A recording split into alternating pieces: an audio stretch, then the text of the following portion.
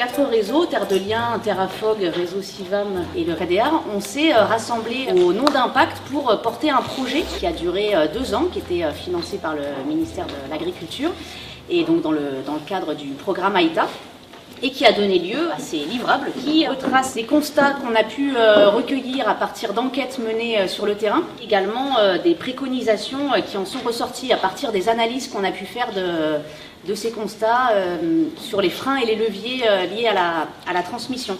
Donc ça a été mené autant auprès de cédants, de potentiels repreneurs, autant auprès de différents acteurs qui agissent sur la transmission, et puis aussi auprès des conseils régionaux et des DRAF sur la mise en œuvre de la politique transmission. L'enjeu maintenant est de pouvoir partager ces résultats, de pouvoir les partager le plus largement possible, à commencer par nos réseaux et puis par des partenaires proches. Aujourd'hui notamment de pouvoir confronter ces résultats avec ce qui est vécu sur le terrain. Avec cette étude-là, l'ambition d'évoluer dans nos pratiques l'accompagnement à la transmission, avec les connaissances qui se sont développées sur ces enjeux-là, et également de nous renforcer sur nos actions de plaidoyer pour faire avancer les politiques publiques et leur mise en œuvre au niveau national et également au niveau local. Une chose qu'il faut dire aussi, c'est pas un travail au forcing, c'est vraiment le cédant qui va décider de son départ et qui va décider de qui il va mettre en place, comment ça va se passer. Donc c'est un travail avec le cédant et avec les porteurs de projets. C'est se donner les moyens, chacun sur notre territoire, de se faire entendre, notre volonté de créer des fermes avec beaucoup d'actifs, comme le disait Jean-Claude, pour que l'action de transmission, en fait, au-delà de la réussite sur chacune des fermes qu'on va accompagner, elle soit réussie à l'échelle d'un territoire. Voilà. Et donc c'est cette phrase-là qu'il faut arriver ce motif-là qu'il faut arriver à faire entendre auprès des collectivités.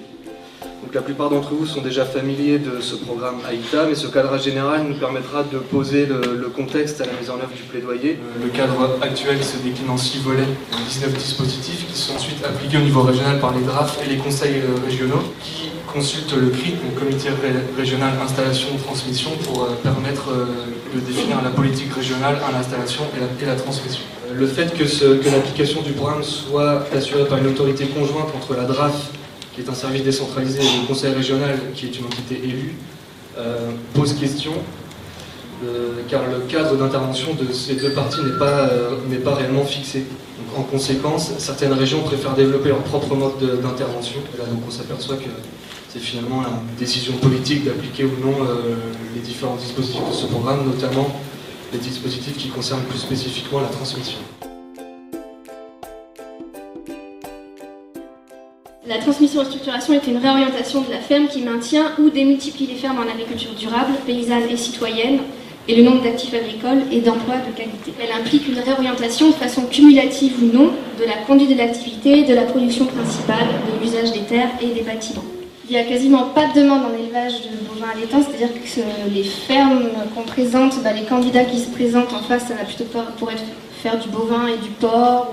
Les montants de reprise sont souvent inquiétants pour nos candidats et on a constaté qu'on avait plus de demandes sur les fermes qui étaient en fermage intégral ou en fermage sur toutes les terres en tout cas. Puis quand la phase de négociation est trop longue, on a un souci sur la médiation et un découragement des cédants après plusieurs rencontres qui n'ont pas abouti et des phases de négociation un peu longues. On met petit à petit le doigt sur des choses auxquelles ils n'ont pas répondu et on leur dit là en fait il va falloir faire une formation de transmission parce que moi je ne peux pas publier votre annonce, les gens vont me poser des questions et vous n'avez même pas les réponses vous en fait. Mais c'est très compliqué. Les emmener en formation c'est super dur. Et on en a très peu qui sont là 5 ans avant. Souvent, ils sont plutôt à 2, 3 ans, et encore. Je vois pas d'autre solution. Enfin, faire changer de projet à ce point-là pour reprendre des vaches derrière ou des ovins, ça me paraît fou.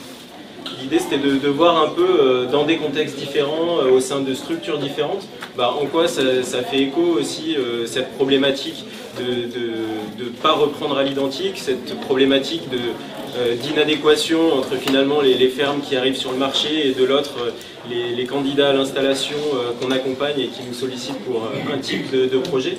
À la fois pour la REDEAR et la SIAP, on a un exemple assez intéressant d'une transmission qui est en train de se finir sur une ferme laitière. C'est un collectif, ils reprennent à 5 une exploitation laitière qui était tenue par un couple de 35 vaches. Donc c'était déjà des gens investis à la conf, dans les réseaux, enfin des gens ouverts et qui étaient très motivés à l'idée qu'un collectif s'installe sur leur ferme. Donc il faut quand même savoir que le profil des cédants était favorable. Et c'est un collectif de 5 personnes. Il y a 2 salariés qui étaient qui s'occupaient des vaches et de la traite. Il y a quelqu'un qui avait créé il y a quelques années un atelier de nouilles artisanales sur la ferme parce que les cédants avaient proposé d'ouvrir. Donc d'où l'intérêt aussi de penser tout ça en amont parce que c'est quelqu'un qui est là depuis 10 ans. Ils n'avaient pas pensé qu'au final ce serait un futur repreneur. Donc eux 3 et deux autres personnes qui sont qui viennent complètement par d'autres biais, qui reprennent le collectif. Et la STIAP, elle a porté une activité, mais qui est une activité nouvelle en fait. Elle n'a pas porté l'activité d'élevage. C'est un nouvel atelier de plantes aromatiques et médicinales qui se crée. Donc c'est finalement une activité économiquement complètement indépendante, mais qui permet en tout cas au collectif dans son intégralité de s'installer, de conforter, de diversifier et de permettre quand même la transmission de l'activité laitière. On n'a pas encore, nous on n'existe que depuis 1 an et demi, on n'a pas encore fait cette expérience de porter l'activité via l'élevage. Mais en tout cas, c'est une autre solution qui a permis au collectif, là, qui reprend le 1er mars, donc on verra ce que ça donne. Hein. Et ils ont aussi créé un GFA, un groupement foncier agricole, pour avoir de l'épargne. Ils ont quand même collecté 150 000 € qui a permis de diminuer le montant de la reprise. Donc ils ont un peu multiplié les outils. Et a priori, pour l'instant, ça se passe bien. Et ils ont fait le choix de se faire accompagner aussi par un médiateur. Mais ça, c'est leur choix à eux. Et donc ils payent quelqu'un indépendamment pour qu'aussi humainement ça se passe. Depuis 2016 qu'on a commencé à structurer ça, du constat qu'il y avait de plus en plus de projets collectifs, on s'est formé avec, je ne sais pas s'il y a quelqu'un de Gaïa Société. Voilà, ouais, on s'est formé justement avec Virginie Rousselin de la TAC sur ces questions-là, pour construire des formations qu'on a appelées s'associer sur 3 journées. Donc là, on a à peu près, on demande à tous les membres du collectif de venir, 2-3 collectifs, et on pose un peu les questions à se poser. On est plutôt dans les outillés sur c'est quoi les bonnes questions à se poser, comment on aborde ça. Un des freins qu'on a, alors peut-être avant d'aller sur les freins, là par exemple, typiquement la dernière session, ce qui était intéressant, c'est qu'on a vu dans ces collectifs un cédant qui suivait la formation transmission et qui en réfléchissait à 5 à 7 ans avant de faire venir de nouvelles personnes, et donc il suivait aussi la formation s'associer avec le collectif. Et donc on voit plus des cas de restructuration progressive que des cas où on a des collectifs qui arrivent et qui reprennent des fermes. On observe plus ça. Et j'avais en tête un autre projet de reprise qui est une reprise par le fils des cédants avec sa compagne, mais qui ne sentait pas du tout de reprendre la ferme céréalière en l'état. Ça les intéressait pas du tout. Ils avaient un peu cet enjeu politique de se dire on veut quand même faire quelque chose. Et donc là, ils sont venus en café installation. On a fait un peu une sorte de speed dating de personnes qui voulaient s'associer. Ça a plutôt bien marché puisqu'il y a 3 personnes qui ont été intéressées. Et donc certains vont s'installer directement sur la ferme avec un bail. Et une autre va passer par la couveuse. Et du coup, on va essayer de les accompagner aussi collectivement avec ce même dispositif. Jean-Claude disait tout à l'heure, c'est le cédant qui prend la décision de la transmission, enfin, ou de tenter la transmission. Mais nous, on a constaté qu'en fait, la décision, elle était bien souvent prise avant de l'avoir étudiée. C'est-à-dire que, enfin, je parle par les cédants, ou les potentiels cédants. C'est-à-dire qu'elle est prise plus sur des représentations du style, de toute façon, vu l'évolution des structures, ma ferme, elle sera trop petite pour la génération suivante. Ou alors, le truc qu'on entend de plus en plus souvent maintenant, c'est de toute façon, il n'y a pas de candidat. Donc, ce genre de choses, ça évite de se poser la question, de se dire, mais attends, si ma ferme qui est correctement équipée, parce que c'est quand même le cas d'un certain nombre de fermes chez nous, qu'elle a une capacité aujourd'hui à dégager du revenu, il n'y a pas de loi ou de règles qui ferait qu'elle ne serait pas capable de continuer à faire vivre du monde sur la génération suivante. Et en fait, cette question-là, elle n'est pas toujours posée. Donc l'idée, nous, c'était que le cédant, à un moment donné, il se la pose vraiment, que tous les cédants se posent la question, est-ce que ma ferme, elle n'est pas transmissible, est-ce qu'elle ne peut pas continuer à faire vivre du monde, plutôt que d'aller sur la solution de facilité qui est l'agrandissement. Donc on a organisé une à l'automne dernier, une au printemps, là, 2 opérations sur des fermes pour essayer de réunir un peu tout ce monde-là. Chaque fois, on a eu une participation intéressante. Donc j'ai dit, on a sollicité les banques, les centres de gestion, mais aussi les vétos, enfin les asséminateurs, enfin tous les gens qui interviennent dans les fermes. On avait aussi comme ambition de réunir les élus locaux parce que on a l'impression qu'ils constatent les choses, les fermes disparaissent et on n'est pas sûr qu'ils ont pris conscience encore des conséquences qu'il pourrait y avoir sur les territoires. Voilà, donc l'idée c'est vraiment de faire en sorte que le public para-agricole qui passe tous les jours sur les fermes soit un relais en fait sur la question de la transmission, puisque nous, ces gens qui ne considèrent pas leur ferme transmissible, c'est des gens du coup qu'on ne voit jamais puisqu'ils ne viennent pas en formation transmission, ils n'appellent pas. Voilà, donc c'est comment sensibiliser les professionnels para-agricoles pour que déjà eux-mêmes cassent leur propre représentation, changent peut-être leur discours. On a fait une étude en 2018 sur comment on a bien noté dans cette étude que les para-agricoles avaient quand même un poids énorme sur les cédants, et notamment dans le discours qu'ils peuvent avoir, où ils ne se rendent même pas compte qu'une petite phrase placée dans un entretien avec un cédant va faire que le cédant tout de suite va dire non, c'est foutu, de toute façon ils financeront jamais le repreneur, ou la laiterie elle prend pas de nouveaux volumes, etc. Et rien que ça peut casser, faire dire aux cédants que sa ferme n'est pas transmissible. Sur un projet autour plutôt de la création d'activités, de l'installation avec un pays, et du coup on va sensibiliser au fur et à mesure les élus locaux aussi à la question de la transmission. Dans le cadre d'autres réunions plus larges sur les PAT, on y met l'enjeu de transmission pour montrer le lien, notamment parce que maintenant notre entrée aujourd'hui c'est de dire que les collectivités, notamment communes comme leur gros truc c'est la Restoco en ce moment. Et donc c'est ça qui les intéresse, et on les attrape par ce côté-là et on leur montre que s'ils veulent changer leur alimentation dans les cantines, etc., ils ne pourront pas le faire sans agir sur le reste de l'agricole. Et c'est comme ça donc voilà, on les attrape par cet angle-là et on leur parle de transmission là. On a travaillé sur la problématique des terres, parce que Terre de Liens achète des terres, mais aujourd'hui chez nous on a beaucoup de propriétaires qui arrivent à la retraite, qui auraient aimé faire une transmission et à qui il manque du temps. Parce que la retraite, c'est un calage dans le temps, c'est un timing, et à un moment donné, si vous n'avez pas réalisé cette installation, il faut de toute façon se débarrasser des terres. Donc s'il n'y a pas de solution pour porter ces terres, automatiquement elles vont à l'agrandissement. Nous, ce qu'on propose, c'est aux paysans propriétaires de mettre leurs terres dans une structure qui s'appelle Terre en chemin, et Terre en chemin loue les terres, pendant que collectivement, avec le propriétaire, on essaie de construire une solution pour l'avenir. C'est que nous, en fait, le positif, le levier, donc on disait l'alimentation, et de faire comprendre tout à l'heure que en fait, l'agricole, c'est dans leur capacité, dans leurs compétences.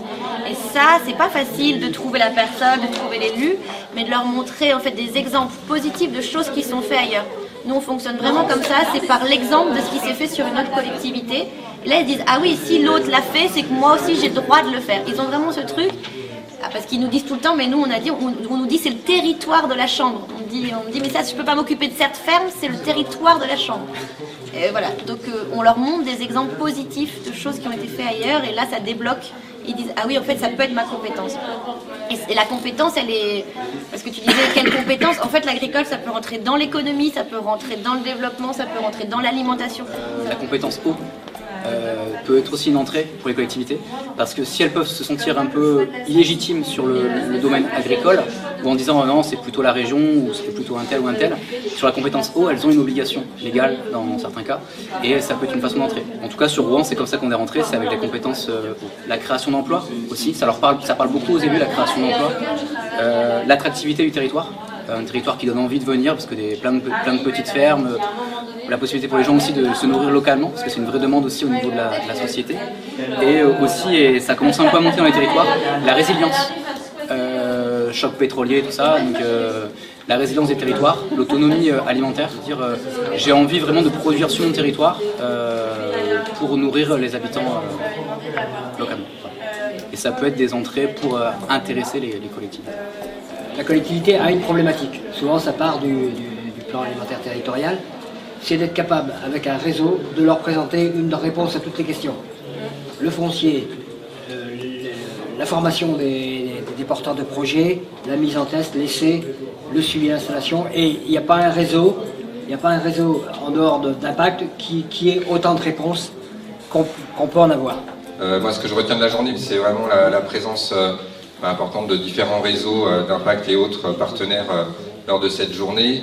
Le lien qu'on doit faire ou améliorer en tout cas entre le national et le local, le fait et là on y participe tous ensemble, de produire un récit positif sur ce qu'on fait toutes et tous. Moi ça fait 25-30 ans que je travaille dans l'accompagnement et dans la création d'activités avec Xavier et d'autres ici, et on a besoin de créer du récit positif pour se rendre visible parce que la visibilité conditionne les politiques publiques, et vous l'avez dit à peu près dans chaque atelier, ça ressort, le fait d'avoir plus de moyens. Je suis arrivé peut-être avec, dans ce dossier, sans connaître les autres structures, avec ma chapelle Sivam au départ, et au bout de 2 ou 3 réunions, la notion de Sivam disparaît. Et on est impact, on devient impact à ce moment-là, en fonction du dossier, quoi. On travaille sur le dossier, et je dois dire que j'ai pris énormément de plaisir à travailler sur ce dossier. Mais quand je dis du plaisir, c'est vraiment du plaisir. À faire des propositions, à passer du temps en réunion, à se rencontrer, échanger, beaucoup échanger. Donc il va falloir que vous tous, vous demandiez aux élus, à vos administrateurs, de le prendre en charge, et de le prendre, mais politiquement.